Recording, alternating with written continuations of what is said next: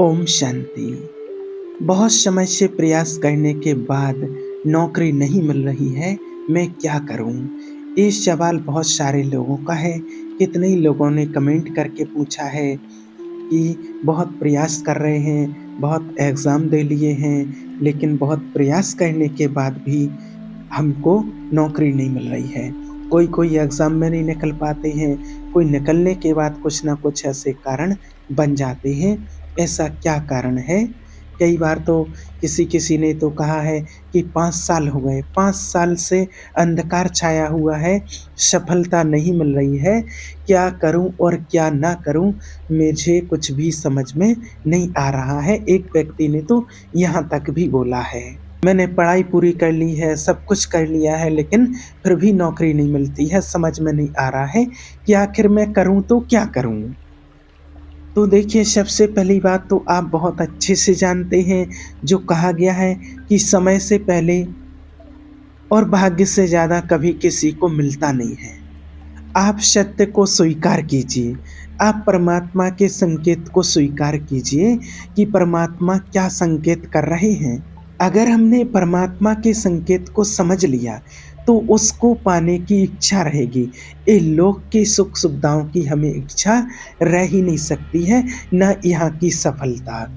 और यहाँ की जो सफलता है, इस दुनिया की जो भी हमें सुख-सुविधाएँ चाहिए, जो सफलताएँ चाहिए, नौकरी चाहिए, धंधा चाहिए, वो हमारे प्रारब्ध पर आधारित होती है कि पूर्व में हमारी प्रारब्ध क्या रही है। हम क्या करके आए हैं, उसी प्रारब्ध के आधार पर हमें मिलती है।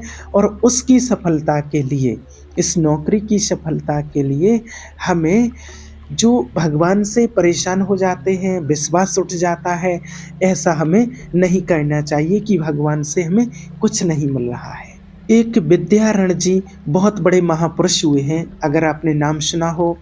उन्होंने अपने माता-पिता को सुख प्राप्त करने के लिए उनकी माना जो उनको पीड़ा होती थी, दुःख होता था, बीमारी होती थी, तो उनको सुख प्राप्त करने के लिए गायत्री अनुष्ठान किया। उनका ब्राह्मण कुल में जन्म हुआ था और उन्होंने बहुत तप किया, बहुत अनुष्ठान किया, माँ गायत्री का जाप किया और निरंतर जाप करते ही रहते थे हमेशा।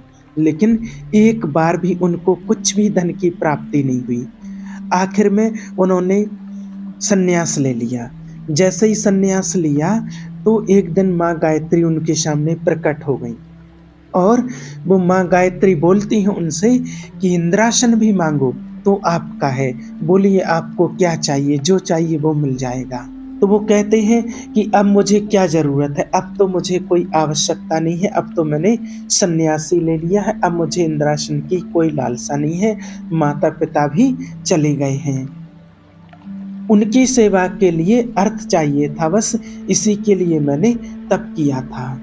और जब मैंने इतना तप किया, इतना मैंने आपका आह्वान किया, तब आप नहीं आए। तो फिर माँ गायत्री कहती हैं कि आपके जीवन में ऐसे 24 महापाप थे पिछले जन्मों के, और जिनके कारण से मैं आपके पास नहीं आ पा रही थी। जब आपने इतना तप किया, इतना ध्यान किया, इतनी साधना की, तब वो पाप नष्ट हुआ और तब मुझे आने का योग बना आपके पास। तो अब जो चाहिए आपको वो मिल सकता है। तो वो कहते हैं कि अब तो मुझे कुछ चाहिए नहीं है, अब तो मैंने संन्यास ले लिया, अब तो सिर्फ ईश्वर की प्राप्ति चाहिए।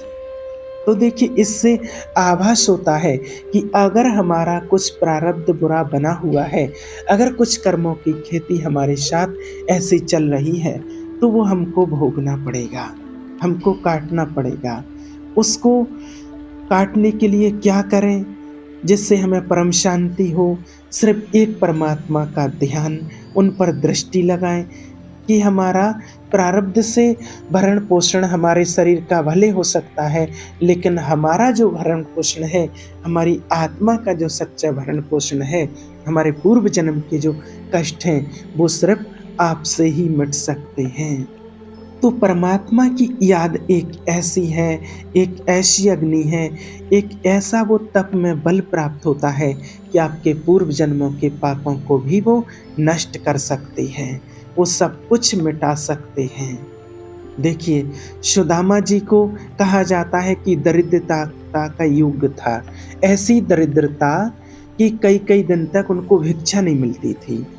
ये जितने भी चरित्र हैं ना, जितने भी चरित्र बने हैं, चाहे रामायण में हो, चाहे महाभारत में, किसी में भी, तो ये प्रैक्टिकल अभी हमारे लिए बने हैं। इस बात को विशेष आप अच्छे से समझना, गाँठ बाँध लेना। ये ऐसा नहीं कि सुदामा जी के लिए था या वो राम जी के लिए थे, नहीं। ये प्रैक्टिकल में हमारे लिए अभी के लिए हैं। तो जब वो भिक्षा माँगने जाते थे सुदामा जी, तो कई-कई दिन माँगने से भी नहीं मिलता था। तो एक दिन उनकी पत्नी ने कहा कि हमारा आपका तो चरणामृत से भी 2-2 3-3 दिन गुज़ारा चल जाएगा, हो जाएगा, लेकिन छोटे-छोटे बच्चे हैं, वो तो मर जाएँगे ऐसे, कुछ तो करो। तो उन्होंने कहा, श्री कृष्ण के सिवा हमारा कोई नहीं, अब हम क्या कर सकते हैं? कहते हैं जब प्रारब्ध जब बिगड़ता है ना, तो कोई सफलता नहीं मिलती है। तो एक दिन श्री रुक्मिणी जी एक ठाकुर जी को, कहते श्री कृष्ण जी को ऐसे ही भोजन करवा रही थी, भोग लगवा रही थी, तो वो उदास हो गए, रुक गए।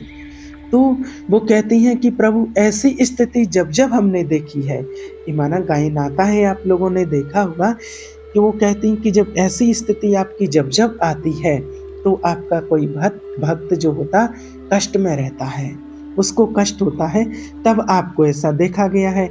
ऐसा कौन-सा भक्त है, उसको क्या कष्ट है?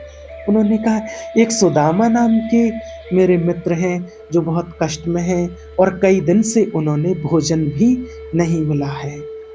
तो वो कहती हैं रुक्मिणी जी, जो लक्ष्मी जी का अवतार है, कहती हैं प्रभु आपका मित्र और मैं आपकी दासी, कहिए क्या करना है? आप हुक्म कीजिए, लोक-लोक की संपत्ति उसके नाम कर दूँ।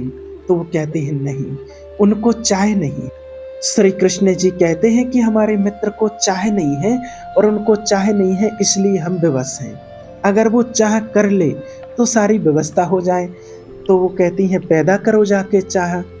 तो वो कहते हैं उनके हृदय में तो हम भी पैदा नहीं कर सकते हैं, क्योंकि जिस हृदय में भगवान का आश्रय निरंतर चिंतन हो, वहाँ माया की चाह नहीं हो सकती है। तो बोले उनकी पत्नी के हृदय में करो, तो बोले प्रयास करते हैं जाके। तो कहते श्री कृष्ण जी संत वेश में जाकर के कहते भिक्षांदेही उनकी पत्नी से। तो अतिथि का सत्कार करना उनका प्रथम धर्म होता है। तो उन्होंने प्रणाम किया, हाथ जोड़े, तो उन्होंने कहा भिक्षा दीजिए। बोले हम असमर्थ हैं, आपको भिक्षा नहीं दे सकते हैं। बोले क्यों? तो बोले हम अपवित्र हैं। बोले अपवित्र कैसे? बोले आप हमारे ऊपर सूतक लगा हुआ है। किस बात का सूतक है? बोले हमने एक पुत्र को जन्मा है। तो बोले ठीक है, हम 10-12 दिन बाद आ जाएंगे। बोले नहीं, आजीवन आप पवित्र रहेंगे।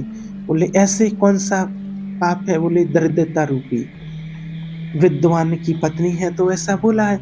बोले दरिद्रता रूपी पुत्र का जन्म हुआ है, इसलिए ऐसा, इसलिए मैं देने योग्य नहीं हूँ, ऐसा ना बोल करके बोल दिया आप पवित्र हो।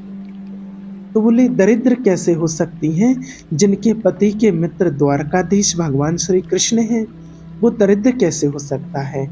एक बार कहो ना अपने पति से। चले गए इतना बोल करके। सुदामा जी आए तो उन्होंने कहा एक अतिथि आए थे, मैं कुछ दे नहीं पाऊंगी, मुझे बहुत कष्ट है, मेरे पुत्र और आए हुए अतिथि का स्वागत नहीं कर सकते, आपके मित्र द्वारकाधीश श्री कृष्ण है ना। बोले हैं तो। वो कहती हैं चले जाओ ना, वो कुछ ना कुछ सहयोग जरूर करेंगे। बोले हमने ऐसे मित्र नहीं बनाए जो हमारा सहयोग करें, कभी नहीं। मर जाऊंगा पर कभी ये नहीं कहूँगा कि मुझे ये दे दो। बोली मत कहना, लेकिन दर्शन के लिए तो चले जाओ ना। तो उन्होंने सुना कि ये इतने उदार हैं कि जाने पर ही दे देंगे। बोले ठीक है सुदामा जी ने कहा दर्शन के लिए तो जा सकते हैं, बहुत दिन हो गए, पर मित्र के पास जाएं तो कुछ लेकर के जाना चाहिए, मेरे पास तो कुछ नहीं है। पड़ोस में कुछ न मांगने गई तो जब समय बिगड़ता है तो कोई नहीं होता है, कहते हैं ना। तो एक ने थोड़ी उदारता दिखाई तो चावल जो पछोड़ने पर जो कड़का होते हैं चावल के, जो ऐसे ही डाल देते हैं आगे आगे का, वो दे दिया। लिए सुदामा जी ने लिए, हमारे प्रभु तो भाव के भूखे हैं, कुछ ले जाएंगे तो खाली हाथ तो नहीं है। पोटली में बांध के दबा करके ले गए। द्वारपालों ने जब देखा हड्डी-हड्डी शरीर में है, कई जगह से फटे वस्त्र हैं, बीमार से हैं, दिखाई नहीं दे रहा और दरिद्रता दिखाई दे रही थी और वो कहते हैं, किससे मिलना है? तो बोलते हैं कि श्री कृष्ण से। बोले संभाल के बोलो, क्योंकि जो पार्षद हैं जो उनके लिए आप ऐसे बोलते हैं, भगवान के लिए ऐसे बोलते हैं। वो कहते हैं एक बार बोल के जाके कहते दो कि सुदामा नाम के एक ब्राह्मण आपसे मिलना चाहते हैं। वो पार्षद जाकर के उनसे बोलते हैं, प्रभु एक बड़ा अजीब आदमी आया है, आपका नाम बिना किसी सभ्यता के ले रहा है, कह दो कि श्री कृष्ण से जाके कह दो सुदामा आए हैं। बोले सुदामा आए हैं? और वो कूद पड़े, दौड़े दौड़े आए। वो पार्षद वो सब देख करके रह गए कि ब्रह्मा जी शंकर जी जब आते हैं तो वहाँ सब खड़े रहते हैं घंटों, और भगवान ऐसे भागे, इनके लिए कौन है? और जाकर के गले लगा लिया। सुदामा जी को पता था ना कि वो हमारे रुक्मणी जी के महल में रुक्मणी जी के पलंग पर बैठाते हैं, स्वयं चरण पखारते हैं, फिर पूछते क्या हाल चाल है, क्या? सब ताज्जुब कर रहे कौन है? तो कहते सब आपकी कृपा है, सब ठीक। हाँ ब्याह हो गया है? ठीक है, ब्याह भी हो गया, बच्चे भी हो गए और सब ठीक है। हमारे पास आए हो तो कुछ तो लाए हो? बोले नहीं नहीं, अरे कुछ सड़े से कपड़े में चावल, इतने बड़े सब लोग बैठे, वैभव महारानियां कैसे दूं? तो माना उन्होंने कहा देखो फिर चूक कर रहे हो, और हमारे हिस्से की चोरी पहले की थी, फिर चूक कर रहे हो। तो हिम्मत नहीं पड़ रही थी कि इतने महामहिम प्रभु को और इतने कैसे वो चावल दूं? और भगवान ने ऐसे चावल छीने और खा लिए। ओहो, आज तक मुझे ऐसा स्वाद नहीं मिला है। भगवान देखिए बड़ाई कर रहे हैं। रुक्मणी जी की आंखों में आंसू आ गए वो दृश्य देख करके। भगवान ने बस हाथ पकड़ लिया, बस प्रभु हम आपके सिवा नहीं रह सकते हैं।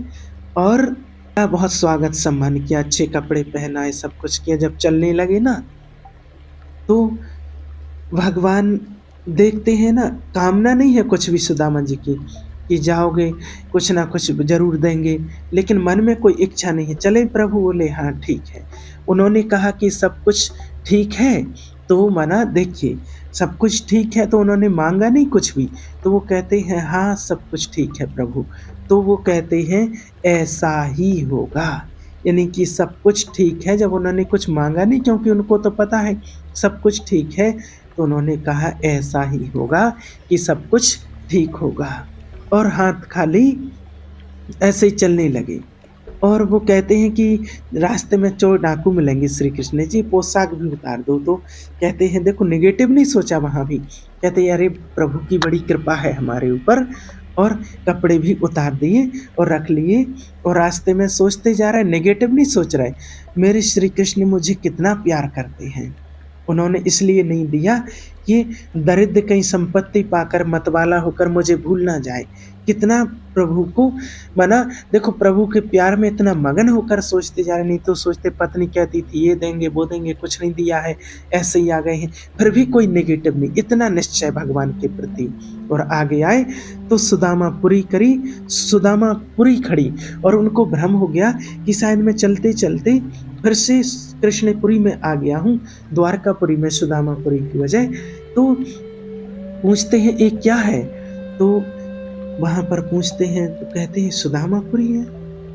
तो जब उनके पास दाता आए, कहते हैं कहा गया कि इनके भाग्य में तो लिखा था बहुत दुख है, ऐश्वर्य इनके जीवन में है नहीं कभी।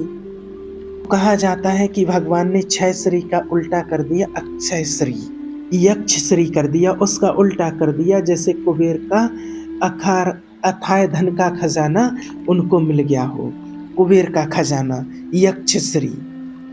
इन्होंने पुण्य किया है, इन्होंने कोई कामना नहीं रखी है, इन्होंने निष्पक्ष भाव से मुझे याद किया है और कुछ भी मांगा नहीं है। तो इसने कितने जीवों को तृप्त कर दिया है, मुझे जिसने संतुष्ट कर दिया है तो मैं तृप्त हो गया हूँ, और बहुत बड़ा पुण्य हो गया है इनके जीवन में।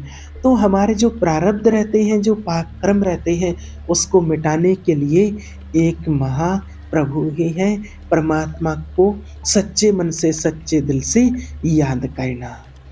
तो जब हम परमात्मा की याद करते हैं, उनसे प्रार्थना करते हैं कि भगवान से प्रार्थना कीजिए कि अगर आपको उचित लगे तो आप मेरी समस्या का समाधान कर दीजिए या फिर मुझे समस्या से लड़ने का बल और विवेक दीजिए और इतने में ही आपकी बात बन जाएगी और कुछ चाहे नहीं रहेगी। तो हम बस प्रभु से विनय कर सकते हैं और जो हमारे भाग्य में होगा वो मिलेगा। तो हमें अपने पाप कर्मों को नष्ट करने के लिए परमात्मा को याद करना है, तभी हमारा अगला जन्म और इस जन्म की समस्याएँ मिट सकती हैं और जो होगा तो वो हमें ज़रूर मिल जाएगा। जब पुण्य उदय होंगे तो हमारा अच्छा ही होगा। ओम शांति।